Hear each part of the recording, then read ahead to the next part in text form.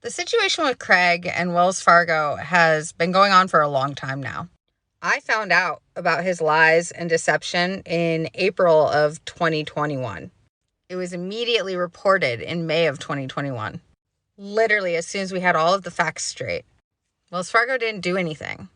Literally closed the report and brushed it under the rug. I started telling people in our community in January of 2022, kind of privately and behind the scenes. And then I found Craig on here scolding people for their moral shortcomings. He specifically stated, and I quote, "Personal responsibility is a hard concept for some." And in March of 2022, I made it public to the world. Obviously, his job being posted makes me think he's not there anymore.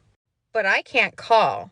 I mean, I could, but I'm pretty sure everyone there knows my beautiful voice. So I had a friend do it for me.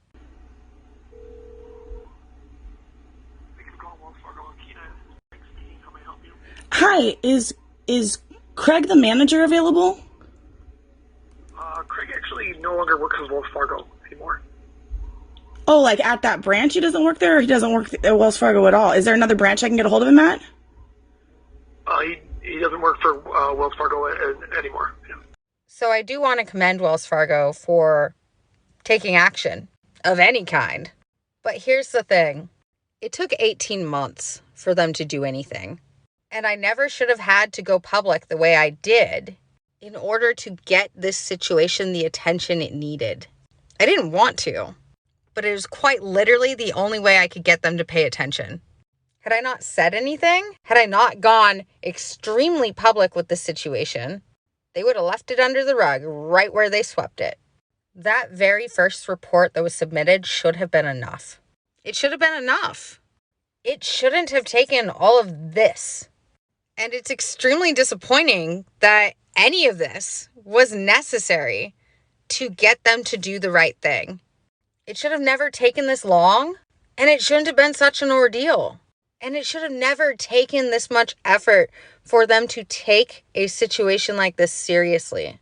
The lengths that our community had to go to get them to pay attention to this risk, not to mention everything that these employees went through, both from management and Wells Fargo and from community members asking, why is this person still here? Why does this person have access to my information? Wells Fargo wants to say that they've changed and that they have these strong ethics policies now. They talk the talk, but they are not walking the walk.